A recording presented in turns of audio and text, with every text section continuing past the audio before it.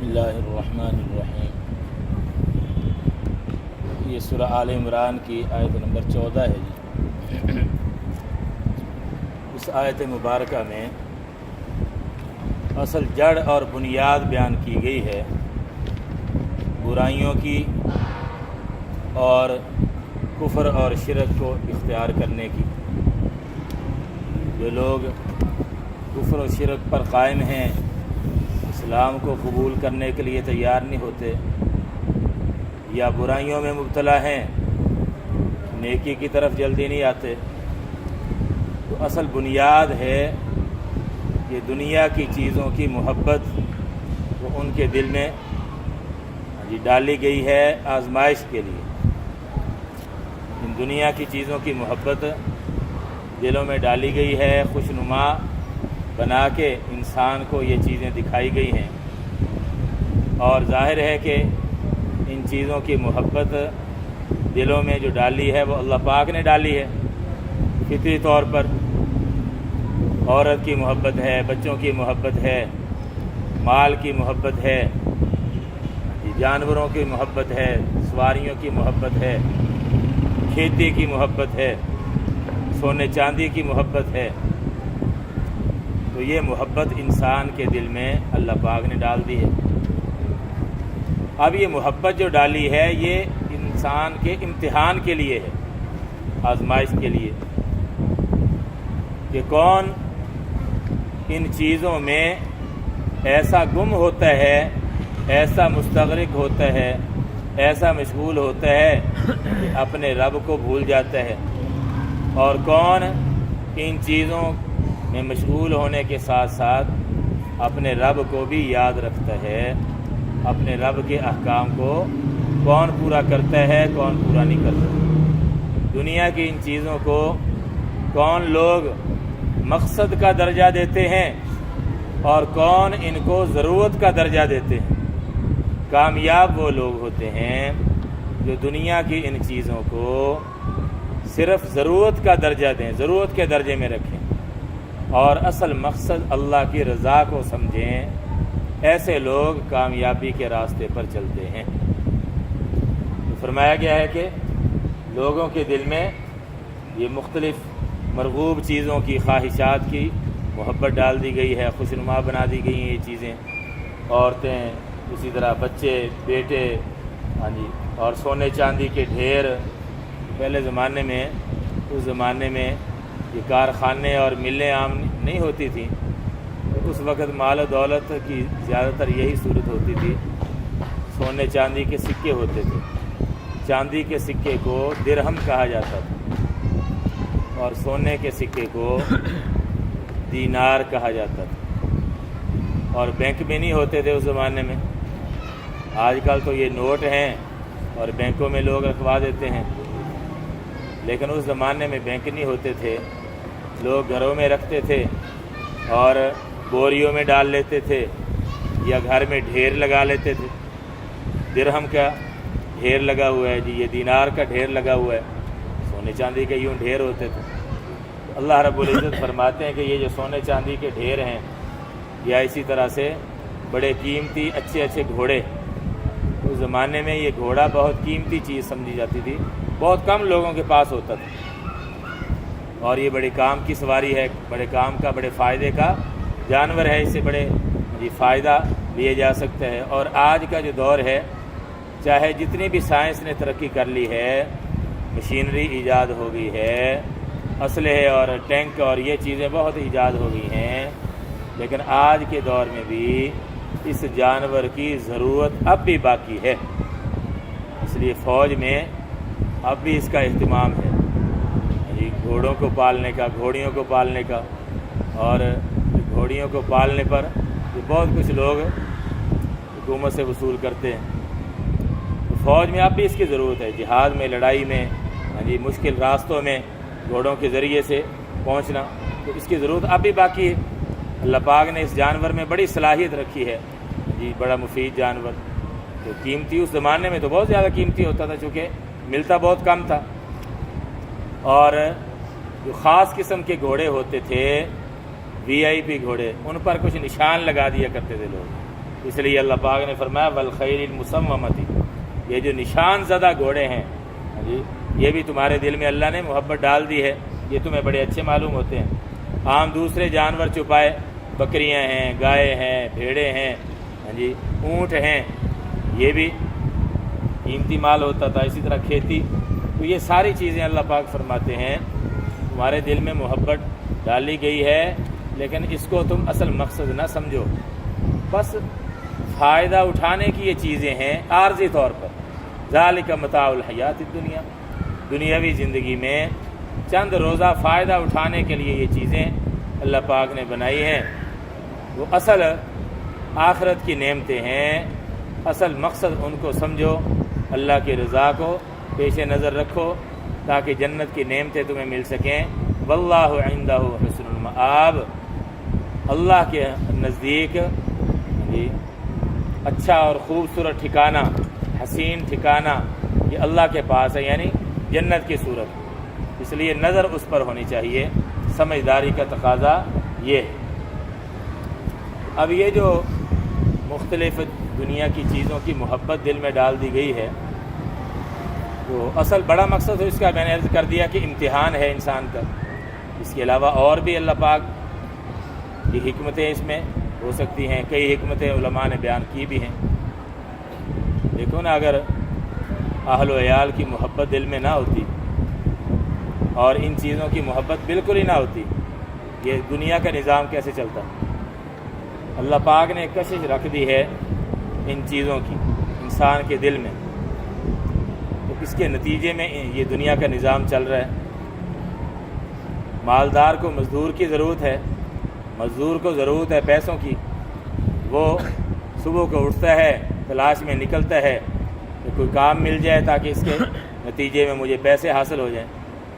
اور مالدار کو ضرورت ہے مزدور کی، وہ مزدور کی تلاش میں نکلتا ہے۔ دکاندار ہے، وہ تیاری کر کے جاتا ہے، دکان کھول کے بیٹھتا ہے تاکہ گاہک میرے پاس آئیں، چیزیں بکیں اور پیسے مجھے حاصل ہوں۔ اسی طرح اولاد کی محبت، بیوی بچوں کی محبت دل میں ہے، اگر یہ محبت نہ ہوتی تو ان کے حقوق انسان کیسے ادا کرتا؟ محبت ہے، اس کے نتیجے میں انسان بڑی بڑی قربانی دیتا ہے اولاد کے لیے، اہل و عیال کے لیے محنت مشقت کرتا ہے اور رزق حلال روزی کما کے لاتا ہے بچوں کے لیے، تو یہ بھی ایک حکمت ہے۔ اسی طرح یہ دنیا کی نعمتیں اور دنیا کی چیزیں اللہ پاک نے جو بنائی ہیں، ایک ان میں حکمت یہ بھی لکھی ہے کہ دنیا کی ان خوشنما چیزوں میں انسان جب زندگی گزارتا ہے تو سوچتا ہے کہ اللہ پاک نے آگے جو جنت بنائی ہے ہمیشہ کے لیے، اس کی نعمتیں تو ان سے بہت اعلیٰ درجے کی ہیں۔ ما لا عین رأت ولا اذن سمعت ولا خطر علی قلب بشر، فرمایا کہ نہ کسی کان نے سنی، نہ کسی آنکھ نے دیکھی، نہ کسی دل میں خیال ہی گزرا، ایسی ایسی نعمتیں اللہ پاک نے وہاں تیار کر رکھی۔ تو ان چیزوں میں، ان دنیا کی نعمتوں میں آدمی وقت گزارتا ہے، ان کی کچھ لذت محسوس ہوتی ہے، پھر انسان سوچتا ہے کہ یار یہ دنیا کی عارضی ان نعمتوں میں اتنا مزہ ہے، اتنا سکون ہے، تو اللہ نے جو جنت کی ہمیشہ کی نعمتیں بنا رکھی ہیں وہ اس سے کروڑوں گنا زیادہ اچھی ہیں، وہ کتنی مزیدار ہوں گی۔ انسان کو شوق پیدا ہوتا ہے، ان چیزوں کو حاصل کرنے کی طرف بھی انسان کو رغبت ہوتی ہے۔ تو بہرحال یہ اللہ پاک نے انسان کے دل میں ان چیزوں کی محبت ڈالی ہے، تو بے شمار اس میں حکمتیں ہو سکتی ہیں۔ تو سب سے بنیادی چیز یہی ہے کہ امتحان مقصود ہے، اور یہ ضرورت کی چیزیں ہیں۔ جی مولانا رومی رحمۃ اللہ علیہ نے بڑی خوبصورت مثال سے اس کو سمجھایا ہے۔ ان کا فارسی کا ایک شعر ہے، اس کا ترجمہ میں عرض کر دیتا ہوں۔ وہ فرماتے ہیں کہ جیسے کشتی پانی میں ہوتی ہے نا، پانی کشتی کے ارد گرد ہوتا ہے یا نیچے ہوتا ہے، تو یہ کشتی کے لیے مفید ہے۔ پانی کے ذریعے سے کشتی آگے چلتی ہے نا، مفید ہے۔ لیکن اگر یہی پانی کشتی کے اندر داخل ہو جائے تو یہی پانی اس کو ڈبو دے گا، اس کے لیے نقصان کا ذریعہ ثابت ہوگا۔ اسی طرح یہ دنیا کی چیزیں، یہ دنیا کا مال و دولت، یہ بھی اسی طرح ہے۔ اگر ان کا غلبہ ہو گیا بہت زیادہ، انسان کے دل کی گہرائی میں ان کی محبت ایسی چلی گئی کہ انسان اپنے رب سے غافل ہو گیا، پھر تو یہ ایسے ہی ہے جیسے پانی کشتی کے اندر داخل ہو جائے تو اس کو ڈبو دیتا ہے، اسی طرح یہ مال و دولت اگر باہر رہیں، ہاں جی، دل کی گہرائی میں نہ اتریں، پھر تو ہے یہ مفید، ہاں جی، انسان ان سے بہت فائدہ اٹھاتا ہے، لیکن اگر اندر ان کو جگہ دے دی اور یہ چیزیں غالب آ گئیں، ان کی محبت غالب آ گئی، اللہ کی محبت کی طرف توجہ نہ رہی، پھر یہی انسان کے لیے خسارے کا اور نقصان کا ذریعہ بن سکتی ہیں یہ چیز۔ ترجمہ دیکھ لیں، زینا للناس، زینا فعل ماضی مجہول کا لفظ ہے، تزیین جو اردو میں بھی آپ نے لفظ دیکھا ہوگا، تزیین و آرائش، خوبصورت بنانا، مزین بنانا، زینت سے یہ بنا، زینت سے بنا، تو زینا فعل ماضی مجہول، مزین کر دی گئی یا خوش نما بنا دی گئی، کیا چیز؟ یہ آگے، تو للناسی لوگوں کے لیے، خوش نما بنا دی گئی لوگوں کے لیے،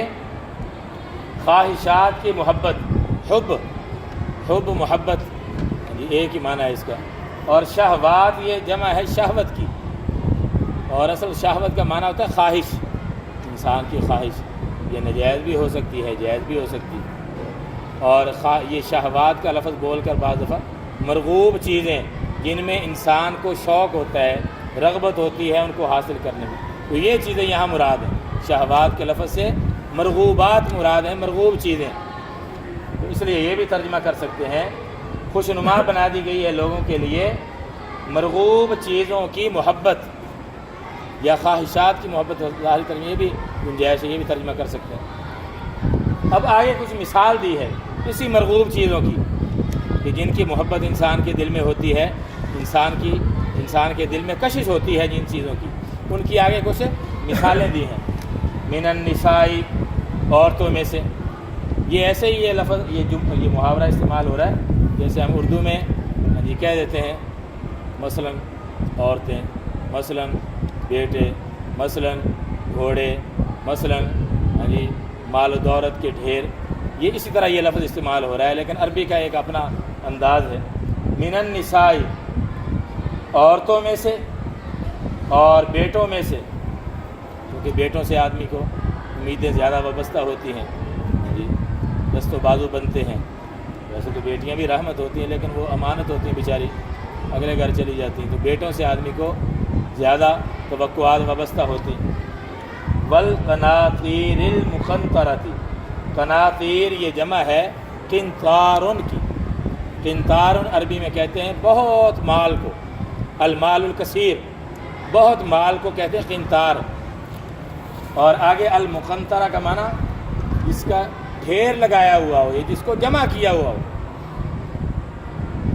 تو والقناطیر المقنطرہ، اور ایسے